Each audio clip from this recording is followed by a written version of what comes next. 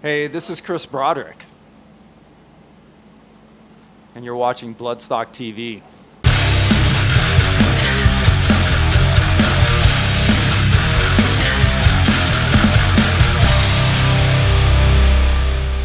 Welcome back to Bloodstock TV. We are sitting here with Chris Broderick from In Flames. Very nice to have you here, Chris. Thank you so much. Thanks for having me.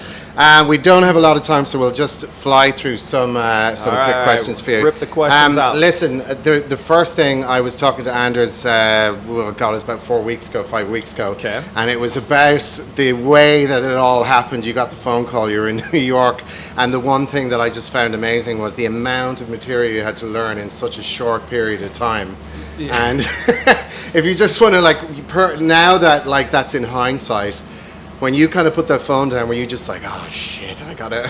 You know what? I think because I knew it was such a huge amount of material to cover right away. I was like, it's gonna be what it's gonna be. I did my best to prepare as well as I could, but even by the time I got down to Texas where the tour had kicked off, yeah, it was like all of these parts were swimming around in my head, and I was like, they would call out a song to play for rehearsal the day before the show, and I'd be, all right, what song is that? How's that part go? How's that part go? So it was really crazy, but it ended up coming together pretty well, and then now that I've been in the process for a while, it seems so much more relaxed and chill. Look, if I'm correct now, your first impressions of In Flames was in Germany with Jag Panzer, I think. Yes. And that was when you first heard the Clayman album. Yes. Either that you were or with Nevermore, Megadeth. It was on the Gigantour, I think. Yep. So the ice was truly broken. It was broken a long time ago because not only was I exposed to, I think it was actually, Bjorn actually corrected me on this because of the timeline. Right. But I think it might have been Horacle that I had originally heard. But Clayman's one of my all-time favorites, and as it should be. Yeah. But then, since then, Jag Panzer toured with In Flames multiple times, like with Iced Earth, with Nevermore. I was in Nevermore when we had toured with In Flames as well. And then, of course, Megadeth and Gigantour. So so it's like the chemistry was all there. It wasn't like you were just walking into it. No. Okay, so you just the new album Foregone, which is absolutely stunning. Thank you. The reviews around the world have defined that already. We understand and we know that the album was pretty much in place prior to you coming into it, and you threw some solos down. Yes. So the question is, I know you're still, touring this album. Are there ideas for just sort of new songs, or is that very much Bjorn and Anders' thing, or where does that is the door open for you to come in and say, hey guys, I got some ideas for A, B, and C, or?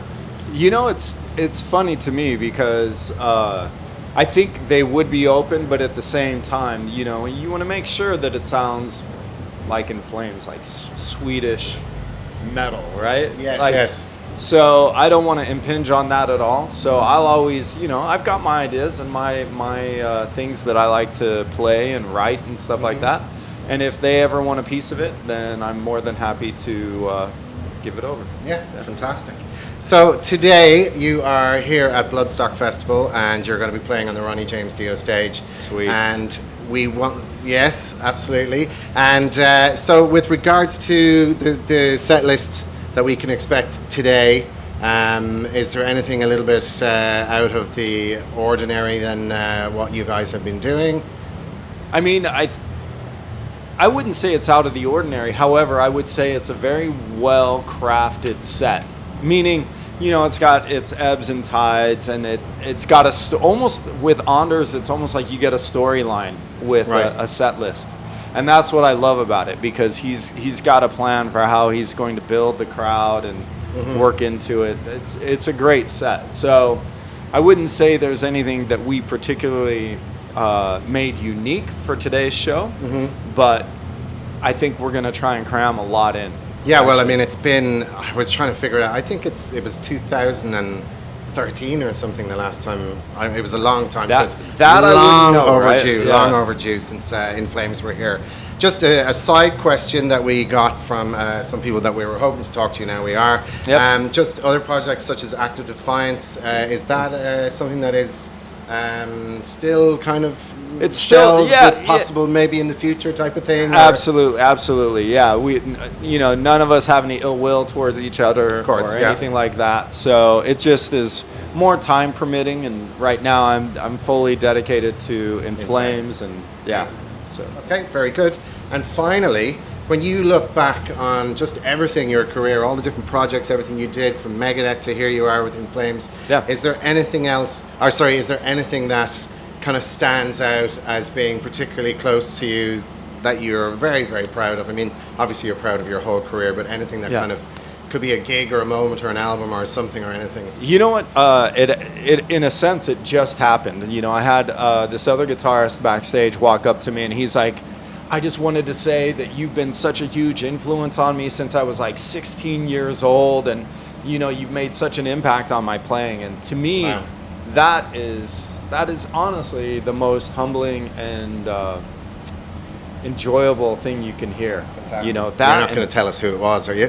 no, but that, and then you know, just the interaction with the crowds, really, quite honestly, to see like music change people's lives and you know bring them joy, like see people crowd surfing over the top and going crazy. I love that aspect of it probably almost more than anything. So. Well, as they say, you're living the dream, so you're getting to see all of this from a bird's eye view and spreading some awesome music out into Yes. the world. So look, we're going to leave it there because you're a very busy man. There's a lot going on today, and we just want to thank you for stopping by at Bloodstock TV. And if you have not, for some bizarre reason, not heard the new In Flames album, What's wrong what with the you? fuck is wrong with you? Go get it, man. Jesus. Listen, thank you so much, and Thanks for having me lovely to today. have you on Bloodstock TV.